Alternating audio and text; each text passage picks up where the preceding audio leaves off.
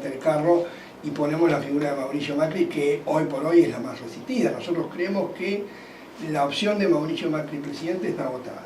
A nuestro criterio no podemos, el radicalismo no puede ofrecerle esa opción electoral a la sociedad. Eso es lo que planteamos, y nosotros planteamos generar una alianza nueva, con actores nuevos, con el PRO, con la Unión Cívica Radical y actores, pero sentarnos todos a la mesa sin poner la figura de Macri por delante. Eso no se votó, se votó la posición mayoritaria, que es continuar con Cambiemos. La gente que se supone que vamos a invitar, no creo que acepte la invitación. Entonces daba la impresión, más allá del discurso de Cornejo, que fue bastante crítico, y en eso nosotros tenemos mucho que ver, porque la presión que ejerció nuestro espacio hizo que el presidente del partido diera un discurso muy crítico. Si uno lo escuchaba, parecía que estaba escuchando a Ricardo Alfonsín y no a Cornejo. Pero eso gracias a la presión que ejerció nuestro espacio. Y ahora, bueno, aquellos que votaron mayoritariamente tendrán que defender las ideas del PRO, del gobierno del PRO. Nosotros no vamos a participar de esta elección, porque sería hipócrita defender ideas que no creemos que son las que corresponden. Entonces nosotros privilegiamos las ideas antes que los cargos. Y bueno, ahora estaremos en el llano esperando a ver los resultados electorales, y después tendrán que, si los resultados no son buenos, aquellas autoridades de los partidos, tanto nacional, provincial como municipal, que apoyaron esta iniciativa tendrán que dar explicaciones y hacerse cargo de la posición que pusieron a la Unión Cívica Radical en este momento. Carlos, y buen día. Buen día. En este marco, ¿no?, de que se dio la convención del radicalismo y lo que salió de alguna manera votado, se puede concluir que ganaron aquellos que tienen cargo dentro del gobierno, ¿no? Es como que la responsabilidad de ellos es exponer ante los convencionales cuál ha sido su desempeño en la función, porque esta es lo que termina de alguna manera triunfando en la convención radical. Ellos que hicieron algún tipo de autocrítica, ¿cómo se planteó esto en el seno de la convención? Porque bueno, los resultados de la gestión no han sido los esperados, y tampoco el rumbo de, si se quiere de alguna manera, del gobierno de Mauricio Macri, donde el radicalismo tiene una esencia popular, aunque mucho hoy no le guste esa palabra. Tanto el radicalismo como el PJ son partidos que son populares, digo, ¿no? Tienen todos los estratos sociales. ¿Cómo de alguna manera se vio en la convención? ¿Hubo autocrítica, no hubo autocrítica? Bueno, en algunos momentos fue muy cómico, porque todo el mundo debatió y coincidió que el gobierno de Macri fue muy malo.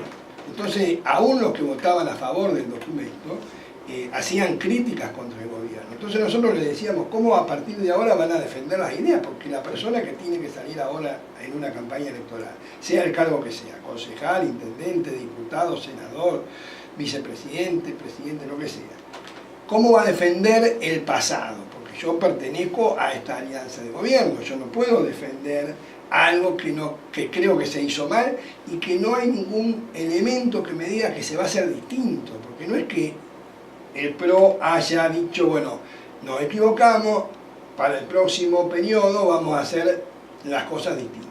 Es por acá, dice el presidente. Es por acá, nuestra idea es por acá, y está bien, y ellos tienen su ideal, es un partido liberal, tienen todo el derecho de pensar como piensan y de llevar a cabo las acciones de gobierno que ellos creen que son las correctas.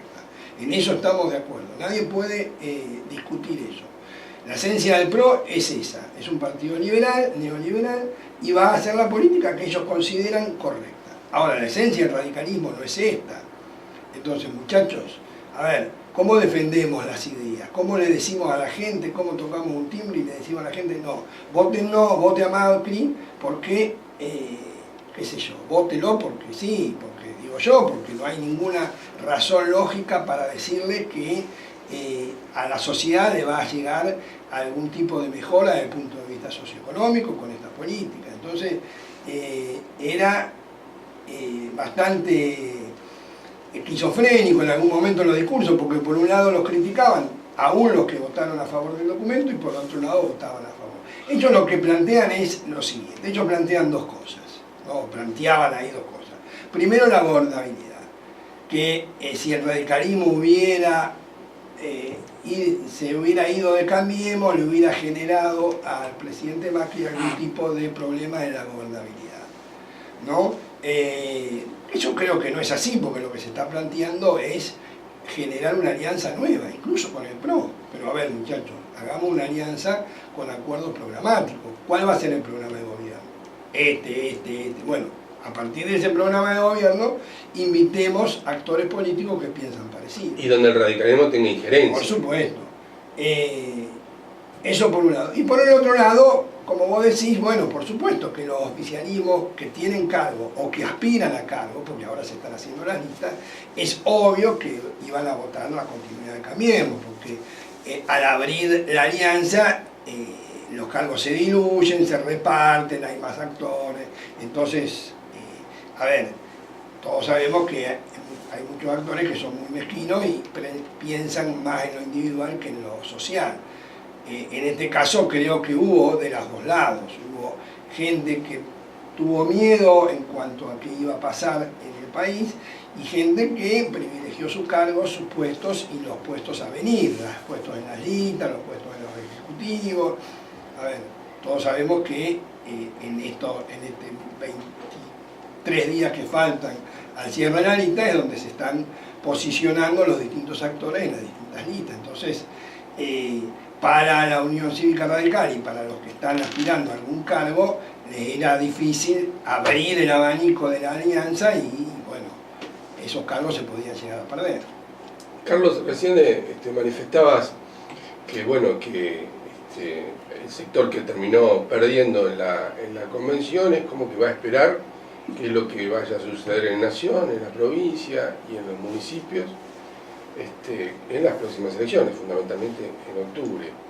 Esto que yo quiero leer entre líneas, como se dice habitualmente, se van a quedar quietos sin participar en el acto eleccionario. Digo, no votando en blanco, pero digo, no, porque se hablaba de que por allí Ricardo Alfonsín podía llegar a reunirse con Lavagna, con otros sectores, con formar otro bloque. ¿Esto está descartado de plano en estos 20 días de negociaciones? ¿Como que se retiran de la lucha electoral o puede haber alguna sorpresa de aquí en los próximos días? A ver, en estas condiciones en Cambiemos no vamos a participar, porque no podemos, como te decía antes, nosotros privilegiamos la idea antes que los cargos, no podemos defender estas ideas. El día martes, yo volví el martes a Suárez y el día martes a la noche, o el miércoles a la mañana, salió una noticia que decía que Ricardo Alfonsín impulsaba la candidatura de Lavagna para una interna dentro de Cambiemos. No sé en qué medio periodístico. Yo lo llamé a Ricardo porque me pareció raro y él me lo desmintió, dijo que no era cierto. Hay muchas operaciones periodísticas y muchos comentarios y dimes y diretes en cuanto a comentarios que hay muchos que son ciertos y hay muchos que no son ciertos. Los referentes de nuestro espacio, por supuesto que se reúnen a diario, los actores políticos viven reunidos y viven charlando y viven debatiendo, pero concreto no hay nada. Nosotros después de la convención tuvimos una reunión que duró hasta la madrugada, el lunes, analizando y resumiendo nuestra posición y qué había pasado y cómo seguíamos de cara al futuro, y decidimos que más allá de hechos individuales de cada uno, como espacio no íbamos a participar de esta elección, no íbamos a ocupar cargos en ninguna listas, y creo que es lo más sano. Uno no puede borrar con el codo lo que escribió con la mano. Yo no tendría cara ahora para estar en una lista de Cambiemos y defender al gobierno de Macri cuando todo este espacio fue muy crítico desde hace 4 años. Entonces creo que hay que empezar a tener un poco de coherencia en la política y más o menos mantener lo que uno piensa, ¿no? Dentro de lo que fue la convención, para graficar de alguna manera a nuestros oyentes, ¿qué porcentaje de los convencionales está en la posición que ustedes mantienen, que es precisamente no participar y obviamente no acompañar, digamos, a quienes quieren seguir dentro de la coalición de Cambiemos? Eso por un lado. Y por otro lado también, le pregunto a Carlos, ¿qué va a ser ese votante? ¿Ustedes entienden que quién, en todo caso, de las otras alternativas representa? Porque, digamos, quien está de alguna manera con la misma idea que tiene el sector que usted representa, bueno, no va a votar a Mauricio Macri, y va a ver entre las otras alternativas quién más lo representa. ¿Qué análisis hace respecto a esto? El porcentaje, se tiraron números que no son nada ciertos. 14 dijeron. Sí, no, eso y aparte... Un acompañamiento absoluto. Exactamente. Lo tengo que agarrar a Pablo Martínez, el presidente, nuestro 14, presidente. 2.16 a 14. De Coronel Suárez, porque él estuvo del otro lado de la convención, con Pedro Rodríguez. En la barra, digamos. En la barra, y saben que, y vieron lo que pasó. Lo que pasó fue lo siguiente. Nosotros teníamos 82 convencionales por nuestra posición. De los 346. De los 342. Porque todo surgió el domingo a la noche, nosotros tuvimos reunión en el Comité Nacional y teníamos 82 votos, 82 convencionales en nuestra posición. El domingo a la madrugada se modifica el documento, porque hasta el domingo a la noche el documento había sido más crítico y hablaba en una parte del artículo 1 de generar una nueva alianza, lo que nosotros creíamos era posible, y el lunes a la mañana se apareció el documento nuevo que era invotable y que nosotros no queríamos votar. A raíz de ahí hubo mucha gente que decidió no participar, porque incluso nosotros como espacio tuvimos un debate interno bastante importante. Había gente que decidió no presentarse a la convención, no avalar esa posición, entonces no fue. Los que decidimos ir a la convención, que más o menos fuimos 60, 70, todos los convencionales de nuestro espacio, en el momento de que habla el presidente Cornejo, había una lista de oradores muy importante, después todavía no estaba, incluso estaba yo dentro de la lista, Martucci, una serie de referentes de nuestro espacio, y el vicepresidente Agustín Campero, no el presidente de la convención Sapia, sino el vicepresidente, decide cerrar el debate y votar el documento, por una cuestión de horario central de los canales de televisión. Entonces dice, bueno, si quieren hablar, después hablan.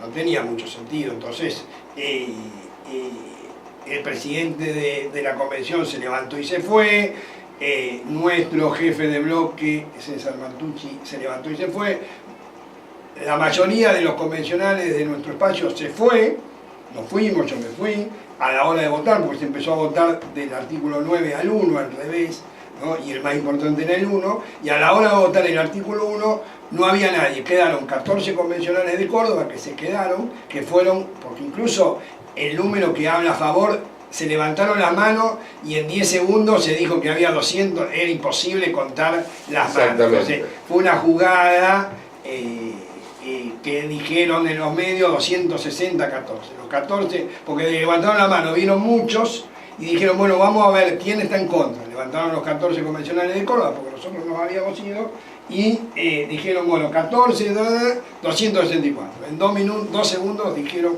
que era imposible contar. Bueno, menos mal allá. Anecdótico, pero era bueno. Anecdótico. La realidad es que 2 tercios contra 1 tercio para ponerlo más o menos blanco sobre negro. Porque después había mucha gente que en la convención, yo le comentaba, yo lo hubiera votado, yo hubiera acompañado a ustedes, pero tengo cierto compromiso con fulano, con mengano, esto es así. Y bueno, pero más o menos para aclarar, eran 2 tercios contra 1 tercio. Lo segundo que me vamos a preguntar, Hugo, y realmente es difícil. Hoy por hoy yo te diría que no tenemos una opción electoral que nos enamore, ¿no? Particularmente a mí no me enamora ninguna opción electoral. El voto es algo individual, como recién decían ustedes, un voto vale lo mismo el mío que el de cualquier persona de habitantes de este país. La verdad que no sabría responderte en nombre del espacio y en nombre de la gente que uno representa. Yo creo que va a haber gente de un pensamiento alfonsinista que va a votar a Cambiemos tapándose la nariz, y va a haber gente del espacio alfonsinista que va a votar a Fernández tapándose la nariz. La realidad es eso. Hoy no hay una opción progresista, inteligente, honesta, capaz de resolver los problemas más importantes, que son la pobreza, la desigualdad, los problemas sociales que hacen al atraso de este país, porque la educación, la salud, más allá de que la economía siempre está adelante del carro, creo que hay unos problemas socioeconómicos y sociales mucho más importantes que la economía, más allá de que la economía rige todo. Creo que el gran problema de este país es la pobreza y la desigualdad, más que la pobreza, la desigualdad. El grado de desigualdad que hay es llamativo y no tienen la mayoría de los países que nos rodean. Tenemos un problema grave con la educación, tenemos un problema inequitativo con la salud. Creo que hay problemas que hay que resolver, que hoy por hoy ningún espacio electoral está hablando de esto. Entonces, más allá de lo que va a votar, a nivel personal realmente no lo tengo claro. En el raconto que hacía recién de las dificultades que tiene el país, ¿comprendés que, o compartís que el tema de la desigualdad y la pobreza es la base fundamental en la cual después construir el resto de las cuestiones, y que este gobierno es como que lo invisibiliza a esta cuestión, como la minimiza, ¿no? Es como que no está dentro de la agenda el tratar de buscar alternativas que le brinden a la comunidad, a la sociedad, a la clase o al pueblo, esta opción de revertir una situación que está cada vez más grave. Es totalmente de acuerdo. No solo la pobreza, sino la desigualdad. Yo soy profesor de salud pública y el tema de la pobreza y la igualdad lo toco mucho porque tiene relación con la salud también. La salud que tiene una persona con ingresos altos es mucho mejor que la salud que tiene una persona con ingresos bajos, y la salud no tendría que ser así. La salud tiene que ser lo más igualitaria y equitativa posible. La desigualdad se mide con un índice que se llama índice de Gini. Cuando el gobierno de Macri asumió el gobierno, el índice de Gini estaba en 4,8. El índice de Gini marca el nivel de desigualdad de un país. Los países más igualitarios tienen 0 y los países más desigualitarios tienen 1. Va del 0 al 1, ¿no? Los países nórdicos, Suecia, tienen 0,1, 0,2 de índice de Gini, son totalmente igualitarios. Este índice habla de lo que gana la porción, el quintil más rico, y lo que gana el quintil más pobre. Cuando asumió el gobierno de Macri, el índice de Gini estaba en 4,8, hoy está en 5,9. Aunque parezca cercano, es un número altísimo. Ha aumentado la desigualdad, ha aumentado los ingresos económicos entre el sector más rico de la población y el sector más pobre de la población. Y justamente lo que un gobierno tiene que hacer es disminuir la desigualdad, porque la desigualdad es terrible. Muchas veces uno dice, bueno, pero este país es muy pobre, pero a veces el problema no es que sea pobre, sino que sea desigual, porque es tan agresivo ser pobre y tener gente muy rica al lado. Es mucho más agresivo que si todo el mundo es pobre. Más allá de eso, no sé si me entiende. Ninguna de las dos opciones es positiva. El país tiene que ser rico. Pero más allá de la pobreza, la desigualdad es muy importante. Entonces, creo que las políticas neoliberales del gobierno de Macri no han mejorado estos índices, al contrario, los han empeorado. La pobreza está en un nivel más alto del que la recibió, la inflación, la desocupación. Ayer vimos los datos del INDEC, donde hablaba de 80.000 puestos de trabajo que ya se perdieron. Son 80.000 personas en la calle, no son puestos de trabajo, son personas de carne y hueso que se quedan sin trabajo y que eso multiplicarlo por 4 más o menos y encierra un drama de 300.000 personas que están hoy sufriendo el tema de la desocupación. Incluso hay hechos muy difíciles de digerir. Entonces creo que nosotros de una vez por todas tenemos que pensar en la sociedad, más allá de que uno la pase bien o no la pase bien, más allá de que uno no tenga, que tenga las necesidades básicas cubiertas. Creo que de lo que uno piensa que son las políticas correctas, tiene que defender las políticas y tiene que generar cierta lógica en cuanto al manejo de esas políticas. Ahora, en lo que acabas de mencionar, me hace pensar a mí en esas perlitas que siempre en todo congreso y en toda convención, en donde se deciden cosas importantes de cara a un acto eleccionario, surge, ¿no?, en la charla mano a mano con el par convencional, que quizás no tenga el nombre de los grandes títulos de los medios nacionales, o incluso quizás con ese que tiene sí cartel en los medios nacionales, pero sin el cassette que se ponen a veces en la televisión. ¿Qué te dicen? No has estado aislado, has estado conversando con ellos, no solamente con los tuyos, sino con los de los otros dos sectores. ¿Cómo van a defender el estar dentro de Cambiemos? ¿Qué es lo que te dicen? ¿Cómo se manifiestan? ¿O simplemente es vamos a cuidar la quinta que nos está quedando? ¿Cómo ha sido ese diálogo? No, como te decía antes, el diálogo es que es muy crítico al gobierno. ¿Cómo lo van a hacer? Y bueno, los que son políticos profesionales tienen las herramientas dialécticas para hacerlo. Sí. Yo no las tengo. ¿No? Yo no vengo, sobre todo no vengo al derecho que a los abogados, a los amigos abogados, Dios le ha dado un privilegio que es el de la palabra y el de, bueno, muchas veces disfrazar o disimular algunos temas con una dialéctica que uno es envidiable. Yo no la tengo, nosotros venimos desde la salud y no tenemos esta dialéctica. Pero bueno, ellos son muy críticos, aún los oficialistas son muy críticos del gobierno de Macri, pero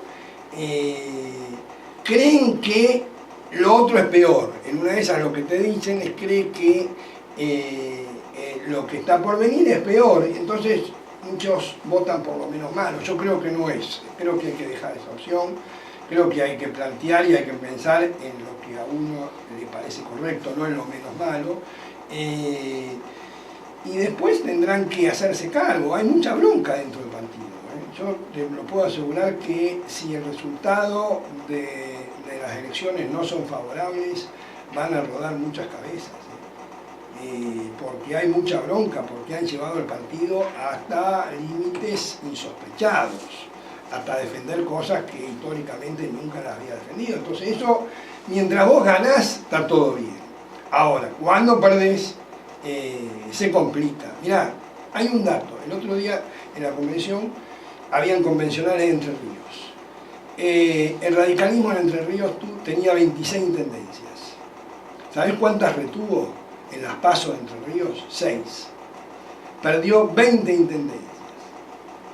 ¿No? Se perdió Santa Rosa, se perdió la ciudad de Córdoba, se va a perder Santa Fe, la ciudad de Santa Fe, se perdió Paraná, ciudades, cabeceras de ciudades, porque hay muchas provincias que son peronistas, pero las cabeceras de las ciudades fueron históricamente radicales, como Córdoba, Santa Rosa. Las capitales de provincia, más allá que la provincia era justicialista, las capitales de provincia fueron radicales, se perdieron todas. Hablaba el candidato intendente de Lancasti, de Catamarca, un pueblito muy chiquito, decía, yo no puedo ir con Macri, porque a mí él decía, me cagan a trompadas con Macri, ¿no? Esto de gente del interior tiene un tonito muy cómico y dice, no, pero me pegan de todos lados, dice, yo tengo que cambiarle el nombre, no puedo ir con Macri, muchachos. Decía, tomen conciencia de lo que van a hacer, porque muchos de los que estamos peleando intendencias, consejos deliberantes, la figura de Macri hoy es mala palabra. Entonces, ¿qué vamos a hacer? ¿Qué vamos a seguir perdiendo municipalidades, perdiendo provincias? Digo, hay una situación muy crítica en el partido y se va a mantener siempre y cuando los resultados electorales fueron positivos. Si llegan a ser negativos, la Unión Cívica Radical va a tener un problema institucional muy grande y nosotros por eso estamos pensando, y esto sí es cierto, en que el próximo presidente de la Unión Cívica Radical sea Ricardo Fonsín. Estamos trabajando para eso, esa es nuestra meta y en lo institucional creo que es lo mejor que le puede pasar al partido. En algún momento se habló de, digamos, quién puede ser la figura para acompañar a Macri en la vicepresidencia. No con nombre. Bueno, si uno va a la lógica, diría... Se habla de que sería un radical, Sí, si uno va a la lógica tendría que ser el gobernador Cornejo, que es el presidente del partido. Se habla de Mario Negri, que ha sido muy defendido por Macri en Córdoba. Se habla también de Lustó, parece raro la figura de Lustó, porque la figura de Lustó es muy opositora. Yo creo que el único que le puede aportar votos a Macri es Lustó, porque tiene una gran imagen positiva. El resto creo que no le aporta votos. Pero bueno, más allá de que el vicepresidente sea radical, a nosotros nos importan las políticas a llevar a cabo. Bueno, de todas formas, Carlos, todo indica de que esto va a seguir como hasta ahora, quiero decir, no hay ninguna señal por parte del oficialismo, digamos, o al menos del PRO, por acá, de que el próximo gobierno vaya a ser distinto al actual. Eso está claro. Eso quedó claro dentro de...